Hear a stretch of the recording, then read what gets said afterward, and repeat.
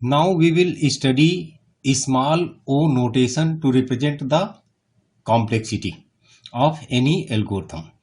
So till now we have studied theta notation, which gives upper bound and lower bound, that is bounded above, bounded below. Big O notation, which gives only theta notation gives upper and lower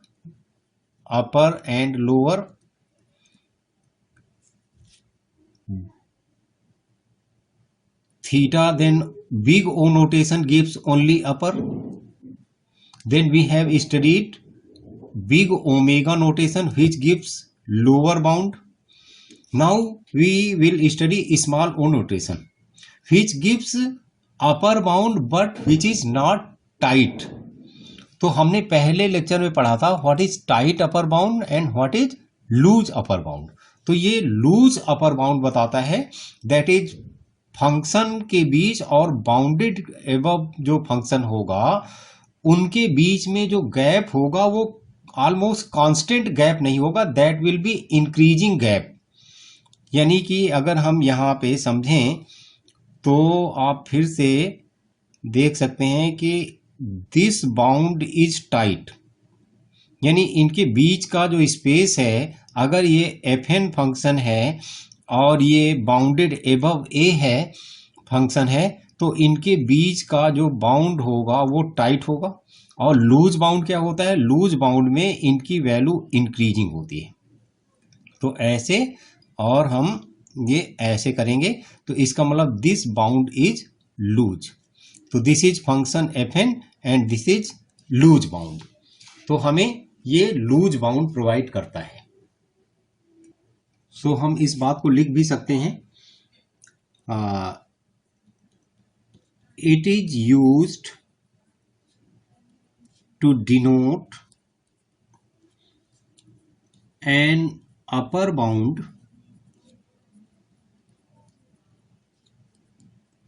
that is not asymptotically tight.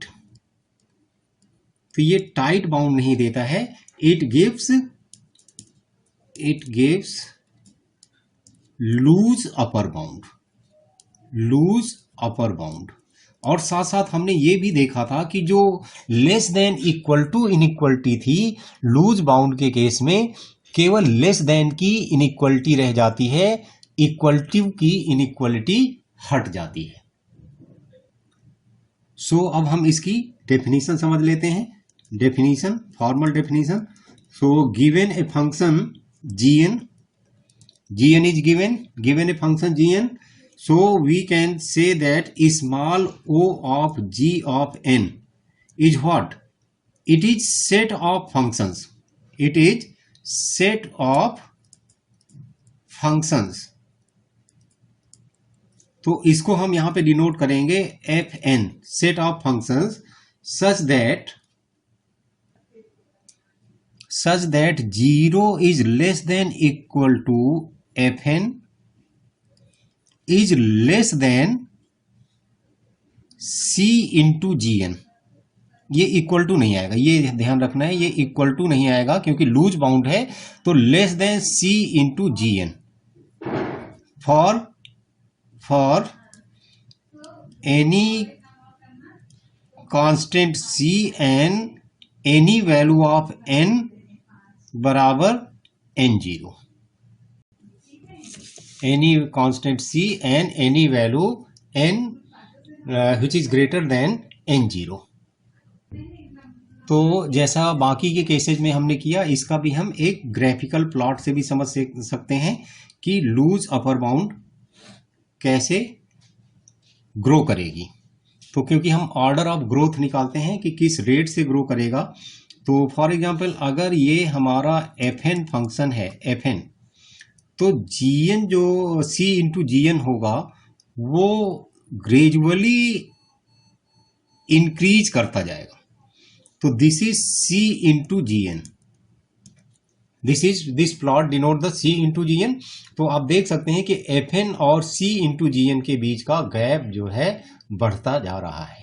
यानी starting में तो हम कह सकते हैं कि इसका अपर maximum limit जो होगी फंक्शन का मैक्सिमम रनिंग टाइम यहाँ तक तो प्रेडिक्टेबल है, लेकिन जैसे जैसे n की वैल्यू बढ़ती जाएगी तो मैक्सिमम रनिंग टाइम बहुत ज़्यादा बढ़ जाएगा। अगर ऐसा सिचुएशन है तो हम स्मॉल ओ नोटेशन यूज करेंगे। Now we will do an example of this. So example is prove that 2n plus 4 is equal to small o of n square. For this we will verify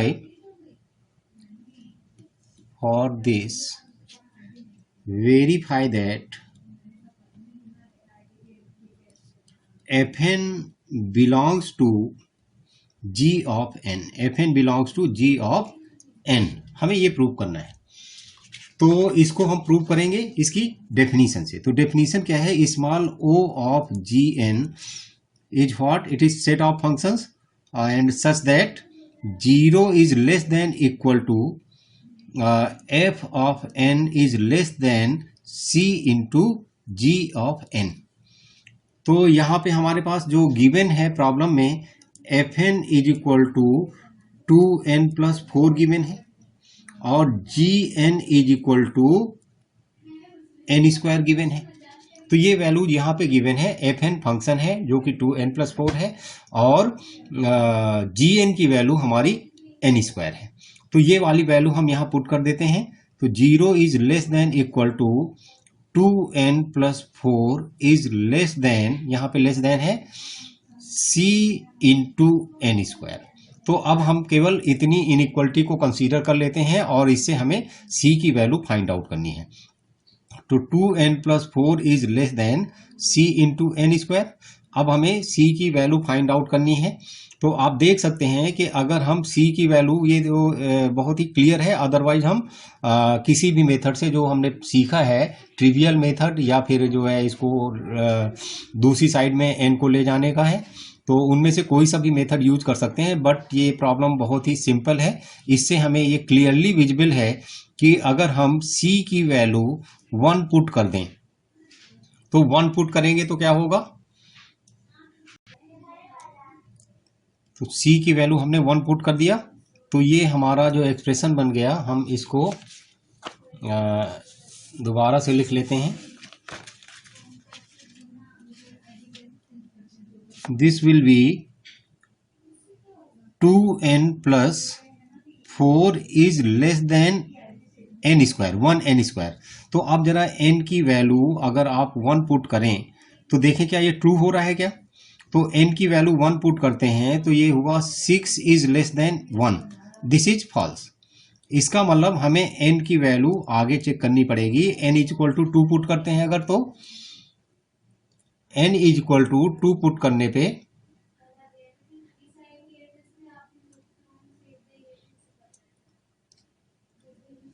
4 plus 4 is less than less than 2 का square is 4, so this is also false.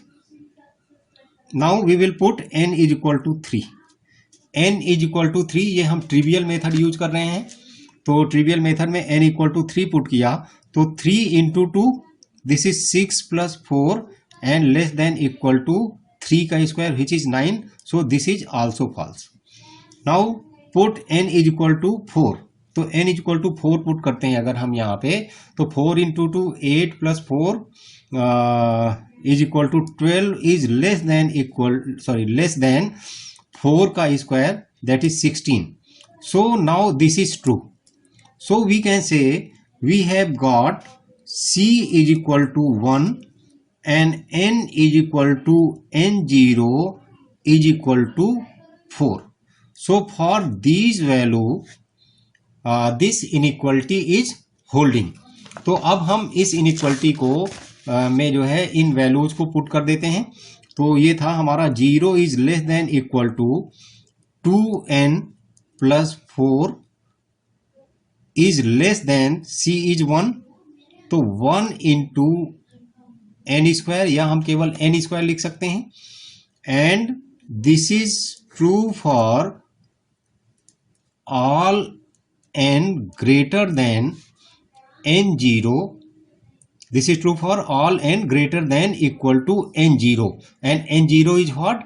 n0 equal to 4. तो 4 से सारी आगे की values के लिए ये true है। तो इस तरह से भी हमने करके देखा हुआ है और दूसरा तरीका जो था उससे भी आप करके देख सकते हैं और फिर उसमें हम क्या कर सकते हैं कि 1 2 3 के लिए भी इस फंक्शन को डिफाइन कर सकते हैं। तो अगर आप दूसरा तरीका करना चाहते हैं तो हमें क्या करना पड़ेगा, इसी सेम एक्सप्रेशन को फिर से लिखना है। 2n+4 is less than c into n square. तो अब हमें c की वैल्यू फाइंड आउट करनी है तो हम इसको ले जाएंगे c is greater than, reverse कर लिया, 2/n+4 by n square, 2/n+4 by n square. Now what we will do, we will put large value, so put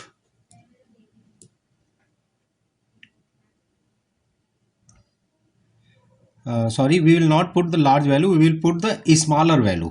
तो स्मॉलर वैल्यू आप n की 1 पुट कर सकते हैं। तो n की 1 पुट करेंगे तो ये क्या हो जाएगा, this will be 2 and this will be 4। तो c इज ग्रेटर देन 6। तो अगर हमारी यहाँ पे less than equal to condition होती, इस डेफिनीशन में अगर हमारी less than equal to condition होती, ये 2n+4 या ये वाला 0 is less than equal to fn is less than c into gn, अगर ये लेस देन इक्वल टू होती तो हम यहाँ पे c की वैल्यू 6 मान लेते। बट यहाँ पे लेस देन है तो हमें इससे एक ज्यादा वैल्यू माननी पड़ेगी, तो c is equal to 7। So now put and see whether this is true और नॉट।